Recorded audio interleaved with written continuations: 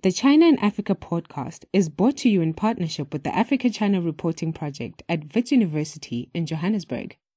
The ACRP promotes balanced, considered reporting on Africa-China relations through innovative training programs held throughout the year. More information at africachinareporting.co.za.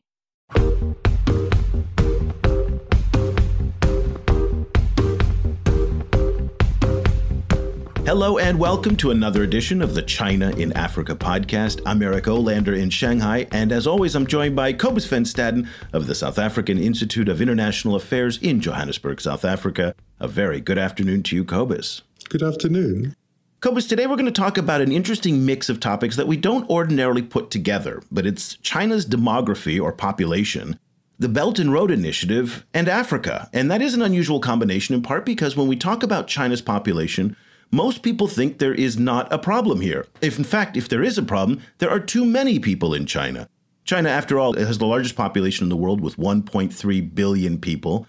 A lot of people think that, in fact, there is a surplus of people, when in fact, over the past 30 or 40 years, one of the things that we've seen is a steady decline in population and birth rates in China, creating a very, very serious crisis. Now, let me take you back a little bit, 30 or 40 years ago, when China introduced something that they called the one-child policy, and they strictly enforced how many children people could have. It was one people for people in the cities. Some people in the countryside could have two, but it was a strictly regimented family planning policy. And now what that did is it led to the crisis that we confront today. The fact that there are too many old people and way too few young people. And that is something that is sparking policy ramifications across the board. So let me give you a few statistics right now, just to kind of set the stage for what's going on.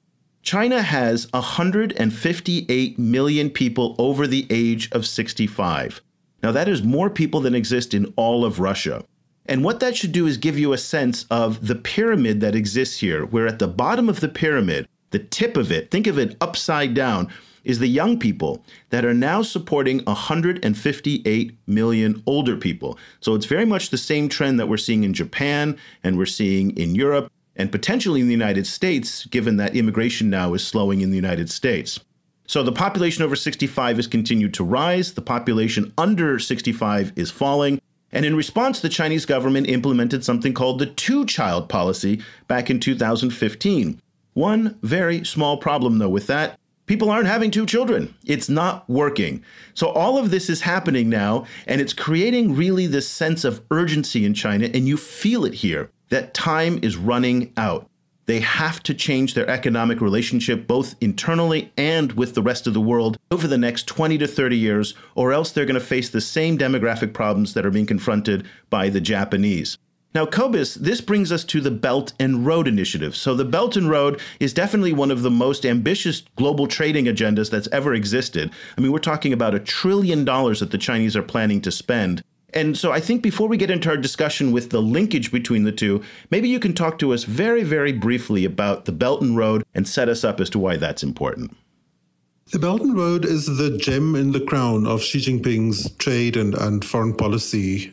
It is a massive scheme that essentially connects China to Europe over land through Central Asia and Eastern Europe through linking train lines, and then over sea through connecting ports and shipping lanes through Southeast Asia and then to East Africa, connecting to Mombasa in Kenya, and then up through the Suez Canal to the Mediterranean to Greece. And in Africa, it is also linked to internal developments connecting Mombasa, Nairobi, and it's going to be connecting to other countries in East Africa as well. So it's this massive, extremely expensive rollout of infrastructure halfway around the world. And in the wider scheme, it creates a kind of a new narrative, a new global narrative of globalization, where in the past we always thought of globalization as something going from the West to the rest of the world. And now we are thinking of globalization as essentially a recentering of the world with Beijing in the center.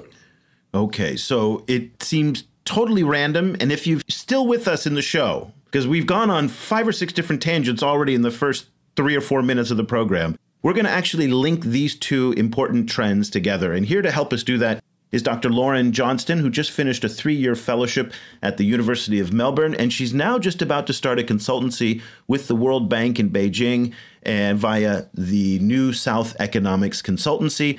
Thank you very much for joining us. Thanks very much, Eric. It's nice to be...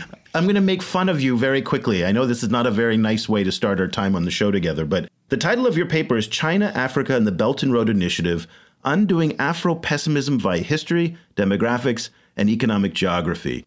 I just don't understand why you academics make titles so confusing. I don't understand what these things mean. Clear compared to humanities papers. Oh, God. It's not the final title yet. This is a draft. Okay, so let's do me a favor. That title was trying to link together what we talked about at the beginning of the program, linking demography in China with the Belt and Road and with Africa. Do me a favor and connect those dots for us as you've done in your paper. I'll start with what you were describing at the beginning of the podcast, which is this state of population aging in China, thanks to not actually only just family planning, but simply almost a free fall in fertility that meant China rapidly caught up to the average fertility rates of its region. So Taiwan, South Korea, Japan, it's become a kind of a demographic norm of its region. And indeed, that does mean that there are now fewer workers as a share of the whole population.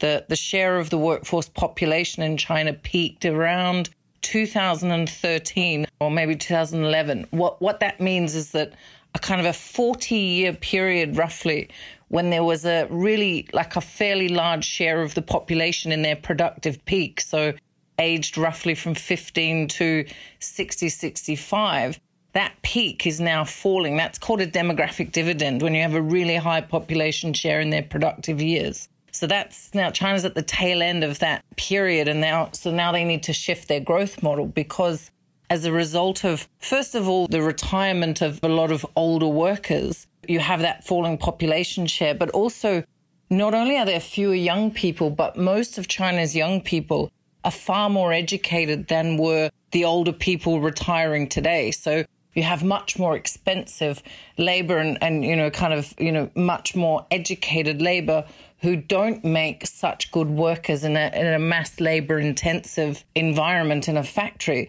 And they're much more expensive. So yesterday's China of this labor intensive manufacturing heartland for the world is really gone as a result of these demographic changes, or at least is diminishing.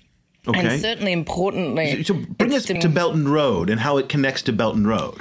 So what that means is that China, there are still investors and there are still companies that have amazing expertise in labor-intensive manufacturing. And the other side of that growth, of course, was that China massively invested in fixed capital investment, which is roads, bridges, and so on. They now have excess capacity in both infrastructure and in this desire to, stay involved in labor-intensive manufacturing by outsourcing it to other kind of younger demographic frontiers. So in a sense, what they're doing is looking for countries that look a bit like they looked in 1980 and countries demographically and, at the baseline of education that look a bit like China did in 1980, which is needing bridges, needing roads, needing infrastructure, having a large surplus of low-wage workers. Those countries are places like Ethiopia and Kenya, though labor is maybe not as cheap as Ethiopia. But that's the kind of parallel. So Belt and Road is about taking a model that really took off when China's demographic dividend began to, get a bit of momentum. So you had this vast supply of cheap labor. And that's really kind of where Ethiopia and so on sit on the frontier today. So China's really looking to use the Belt and Road Initiative to both address the loss of the old growth model and the fact that it needs to find sources of growth to pay for all those old people and so on now today by repeating a similar process built on the demographic dividend potential in, demographically young places like Ethiopia and Tanzania and other younger demographic economies and low-wage economies in Africa. So, if you look at Africa, I can see in broad strokes that in terms of demographics, for example, in terms of infrastructure, that Africa looks like, parts of China did in the 80s. But can you walk us through that in a little bit more detail? What are the similarities and the differences between a place like Tanzania now and a place the way that Shenzhen used to be? So, Shenzhen now massive mega city, and it used to be a fishing village. So, old Shenzhen, what are the similarities and differences between a place like Tanzania? Okay, so Tanzania today, I don't know exactly the share of young or the share of old, but I do know that it has a relatively high fertility rate, even if it's falling, and a projected population growth, to become one of the world's larger demographies over the next few decades. If that is the case, and on top of, I guess, the parallel really between Shenzhen and Tanzania, the most interesting one, is possibly what could become the role of Bagamoyo, though it does face competition from Mombasa. Bagamoyo, indeed, today is a sleepy fishing village, just as Shenzhen was in 1980. And, if you visited Bagamoyo today, you wouldn't believe it might one day become a vast industrial, hub and an industrial port. But there are some plans to make it that. They seem to stop and start and stop and start and stop and start based on change of leadership in Tanzania, based on maybe even analysis of competition between what could be a port hub in Tanzania and what is a port hub, or maybe a more advanced port hub so far in Mombasa. But Shenzhen, one of the other parallels between Shenzhen and what could be Bagamoyo, which is 100 kilometers outside of Dar es Salaam, is the potential to kind of link to the hinterland. So it's coastal.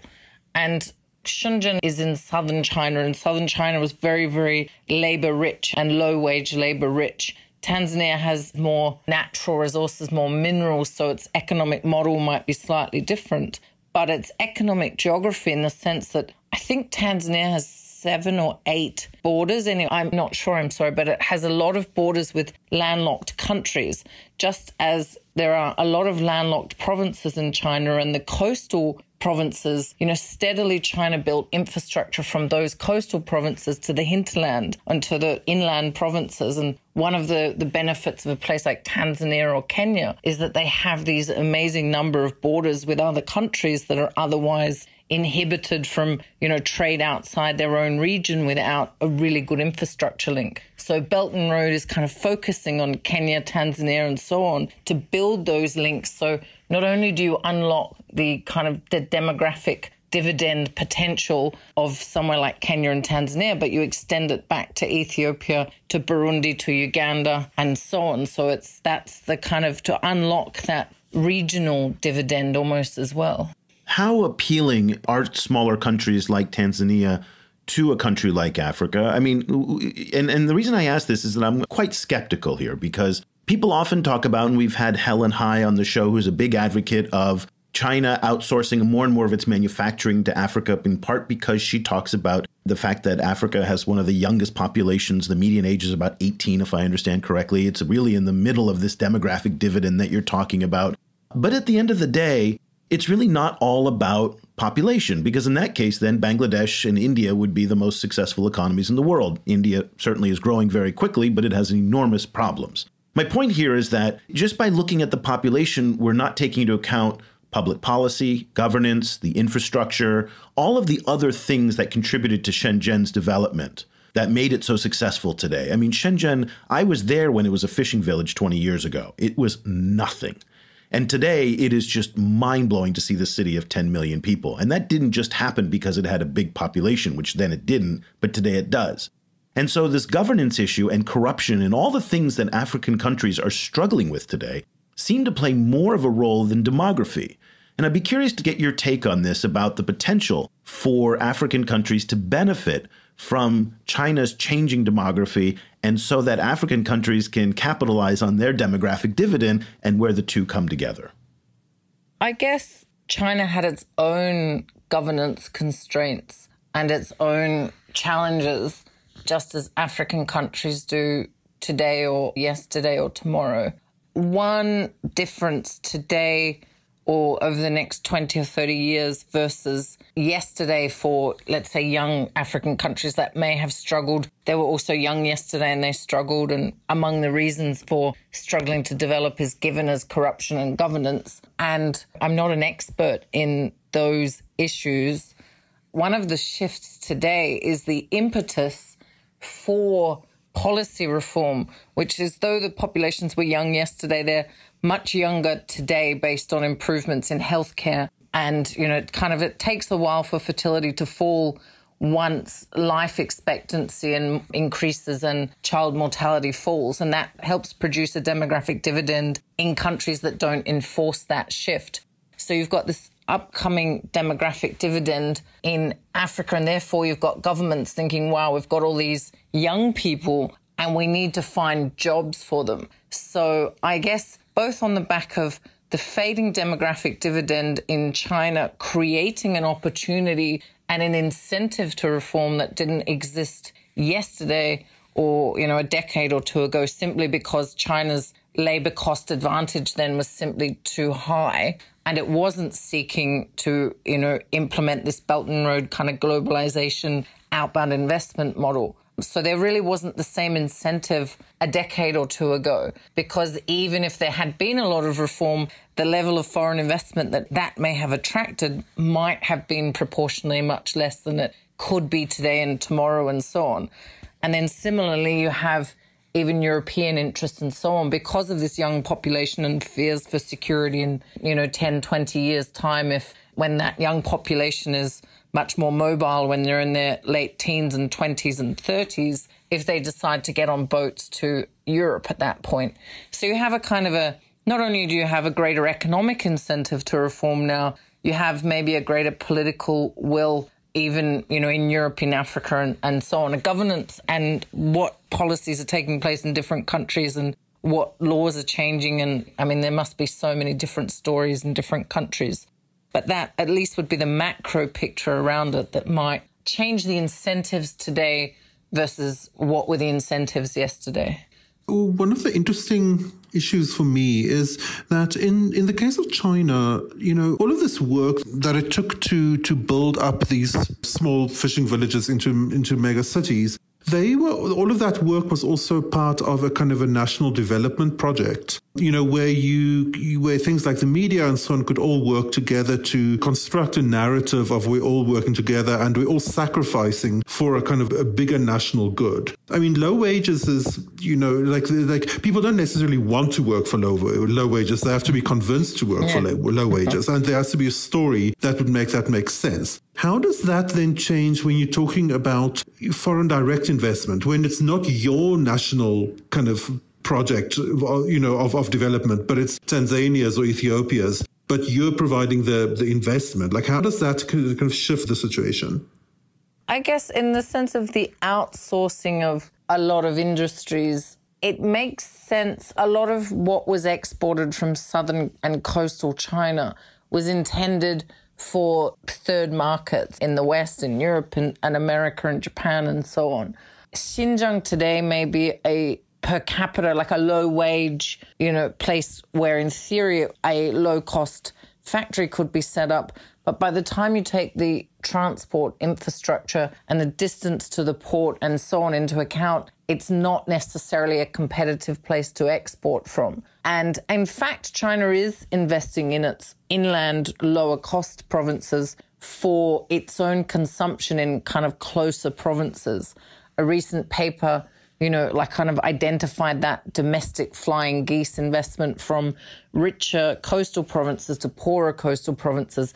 But that's mainly for Chinese consumption, care of the additional costs of what it would take to get it to the port and then send it overseas.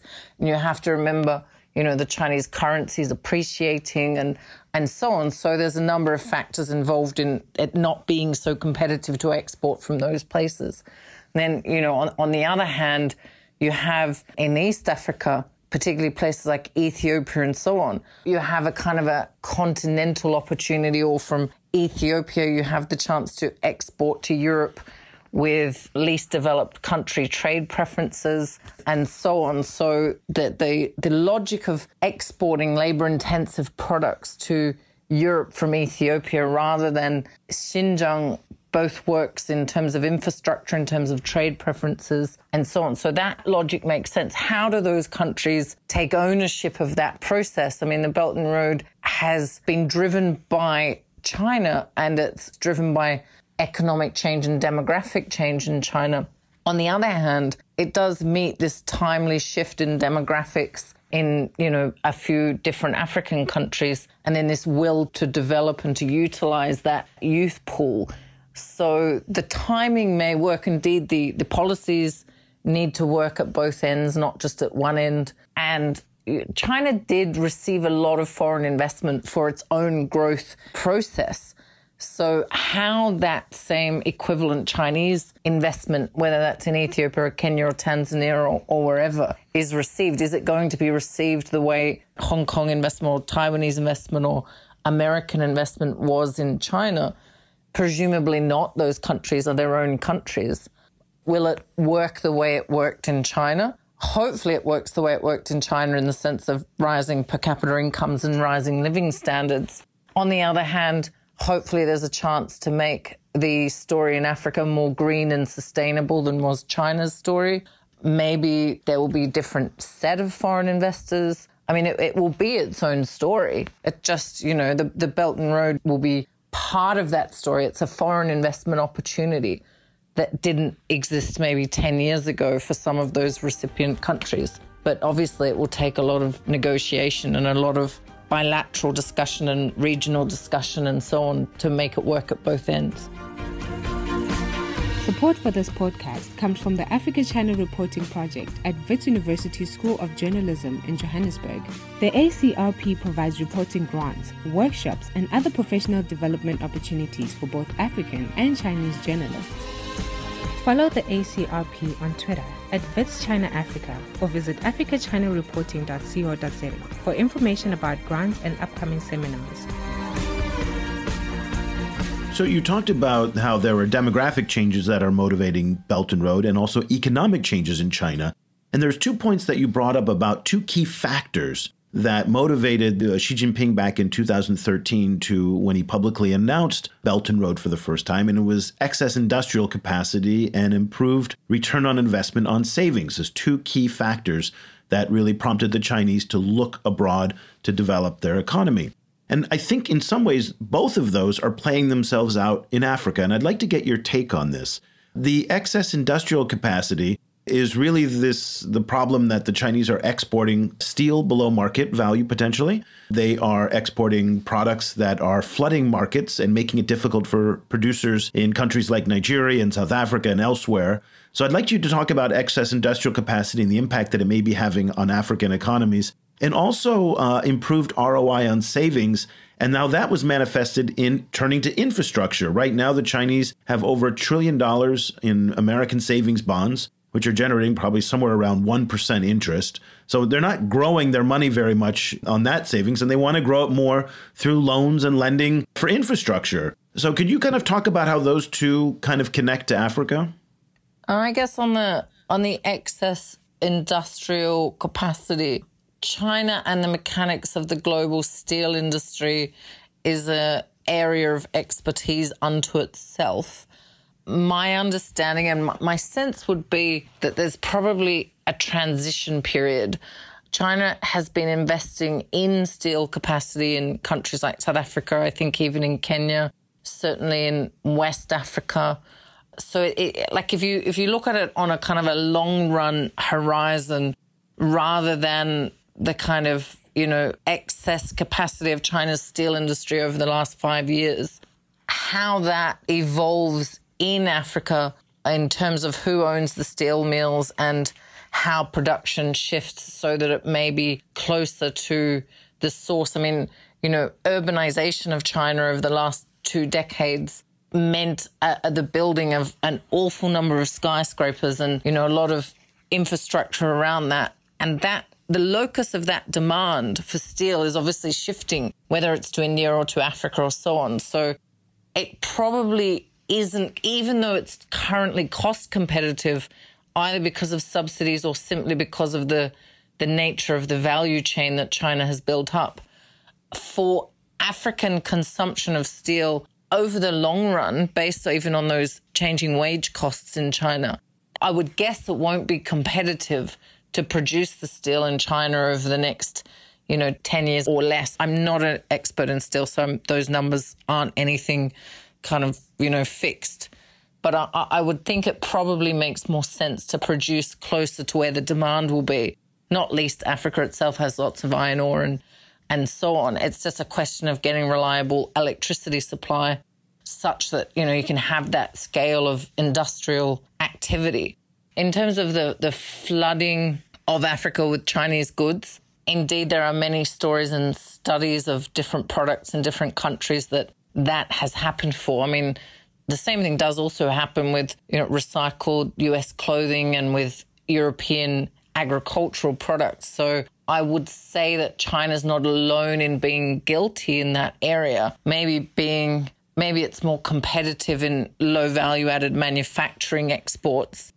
Again, this is a kind of a question probably of a transition period where China has been that competitive low value added export, kind of hegemon almost. And thanks to demographics, thanks to its shift in its economic model, it's moving away from that. Is it moving away from that at a rate that is helpful to, entrepreneurs and different factories and so on in Africa? Probably case studies, yes, and probably case studies, no. I mean, obviously there's a lot of different companies in different countries trying to do different things.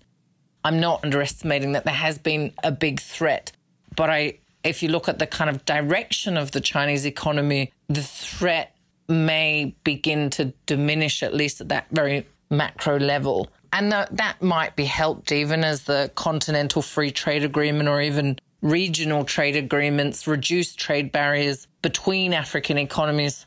On the other hand, that might facilitate the movement of Chinese goods too.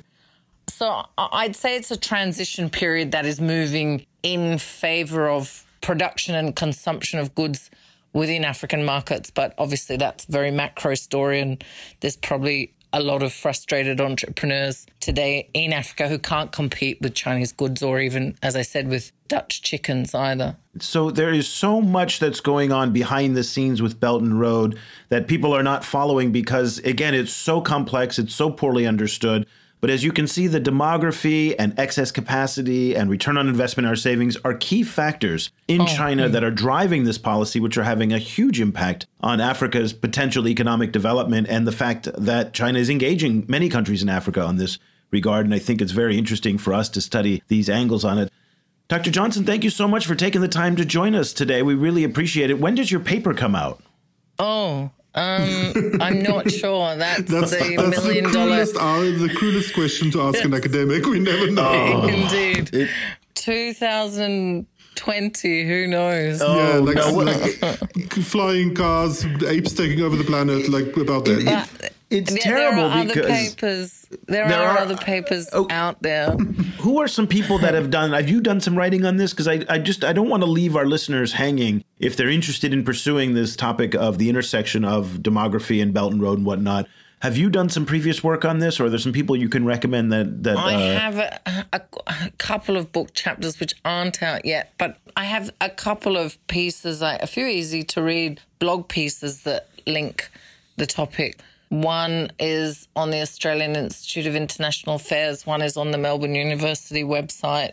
And, I mean, if anyone searches my name, China, Africa Demographics, they will presumably come up in Google. We'll go ahead and put links on our in the show notes for this program as well, so people to find that. Oh, okay, great. That's great. Well, Lauren Johnston is formerly of the University of Melbourne, but now just about to start a new consultancy with the World Bank in Beijing. Bring your air mask with you to China. No, my lungs breathe Beijing air for 8 years already. Okay, so hopefully they're acclimatized. They're nice and calloused, and she's also some of that work will be done from Melbourne too. So lucky you. And she's also a consultant with the New South Economics and a paper, China, Africa. That's my consultancy via which I do these projects through. Ah, okay. Well, good to know. And so with the World Bank, so that hopefully in the next couple of years, we'll start to see more work from you coming out on this. The paper that will come out eventually, China, Africa, and the Belt and Road Initiative, Undoing Afro-Pessimism via History, Demographics, and Economic Geography. Thank you. Again, these silly academic titles are just complicated for us lay people, but nonetheless, they're very meaningful. I just don't always understand them, but nonetheless, the economic geography story is in a separate paper or two. That's just that particular chapter brings them together. Got it. Okay. Or tries. Thank you so much for taking the time to join us. We really appreciate it. Thank you very much for having me. It was great talking to you. Cobus, this show felt a little bit all over the map, and that's in part because this topic is all over the map. It's a complicated topic that links together demographics, economics, politics in ways that are very, very hard for a lot of people to understand. And again, this comes back to this question of how is it possible that China, with 1.3 billion people, has a population problem? It's a discussion that I have with a lot of our listeners online who always kind of talk about how China is exporting labor to Africa, particularly prisoners. And what you're hearing from the data is that's a ridiculous notion. It doesn't exist. There's no factual evidence to support that. But the logic also now tells you that that's not possible simply because there's a shortage of labor here. The cost of labor since 2007 has been rising. Why would China be exporting labor to other countries? Simply because it costs too much. And there is not enough people here to do it. There's one other point that I want to bring up here. Is we cannot overstate the seriousness of this population crisis in China. And I've read some analysis, interestingly enough, and this ties into your essay that you wrote recently about Xi Jinping and his abandonment of term limits and how he is basically now in power for the next, 30, 40 years, however long he wants. And one of the factors that some of the analysis says that drove him to make this decision was that he believes potentially that there is just a 30-year window that China has to get this population question right. And that means that China has to shift its economy to make it so that fewer people are more productive so that they can generate the wealth that will support this massive 158, 200 million person retirement population. You cannot overestimate how serious this is. And it really is very, very scary because if they get this wrong, the whole thing potentially can implode. And it's similarly scary from an African side in the sense that Africa has this incredible youth dividend. I mean, as you say, that the median age is around 18 in Africa.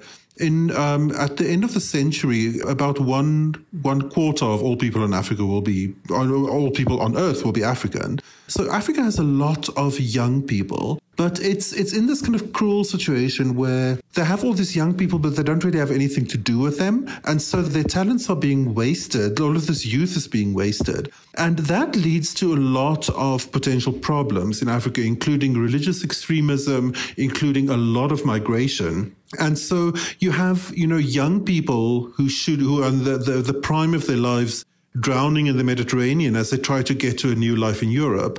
So, and Africa only has a similar kind of few decade window to try and kind of get this right, to use this opportunity before it starts really, really destabilizing the continent. It's a big issue. I mean, there's, in South Africa, as someone who taught students, you really feel for these people that they're so bright, they're so talented, and there's so few opportunities for them. So I think the hope here is, and this is the hope, is that the marriage of China's wealth technology with Africa's labor and energy and youth is able to come together. The same way that we're seeing Africa and Latin American resources with Chinese capital. That's been a good match. Now we want to see if there's a labor opportunity. The one thing that I'm skeptical of is that China now has a lot of opportunities because Latin America in many ways is facing a similar challenge. And so would the Chinese go to Africa? Will they go to Latin America? Or will they stay in Southeast Asia? A lot of Chinese money is coming into Vietnam and to Myanmar and Laos. That's much closer to home. The cost of logistics are much lower. So Africa has to compete. They have to make sure that those economies are ready for the Chinese to come in. They have to clean up corruption. They have to invest in education and invest in infrastructure. And to be honest with you, those trends are not always very encouraging in many parts of Africa. The Chinese are not simply going to pull out their checkbook and just write checks to Africa as they've been doing for the past 15 or 20 years. I think those days are going to come to an end. And they're going to come to an end potentially this year with FOCAC and the Forum on China-Africa Cooperation Summit. You know, when you look at an African country who is really focusing on trying to push development very hard and who's in a way kind of bending over backwards to invite outside investment, which is Ethiopia. Like I was just in Ethiopia this weekend and Addis Ababa is like a massive construction site. Like everywhere you look, it's just skyscrapers going up. There's cranes all over the landscape. It's crazy. So it's certainly happening in some African countries. That's right. And we should give credit to Botswana. We should give credit to Rwanda and even to some extent Kenya that are really doing, you know, some remarkable things, particularly in technology and reforming their economies. There are other more problematic areas, as we talked about for a long time. So anyway, that's our show. A little bit of a crazy off the map kind of not focused show, but I think there was a lot of interesting points here. We'd love to hear what you think. This is a topic that we will come back to time and time again, particularly over the next 6 months leading up into the Forum on China-Africa Cooperation Summit that happens in Beijing in September, as in part because we will get some really key indications as to where China is going, both with regards to Belt and Road and Africa in general. This is a topic that we also include in our regular weekly email. We have a brand new design coming out, and we're so excited that we're going to be able to launch that maybe next week, maybe the week after. Stephanie Ferrand, who is our newsletter editor, is fast working on this and getting it ready for you. So we'd love to invite you to join this great community of readers of our newsletter. It comes out every Monday. You can sign up over on our website at ChinaAfricaProject.com, and there's also a link on Facebook. So for Cobus Van Staden in Johannesburg, I'm Eric Olander in Shanghai. We'll be back again next week with another edition of the China in Africa podcast. Thank you so much for listening. The discussion continues online.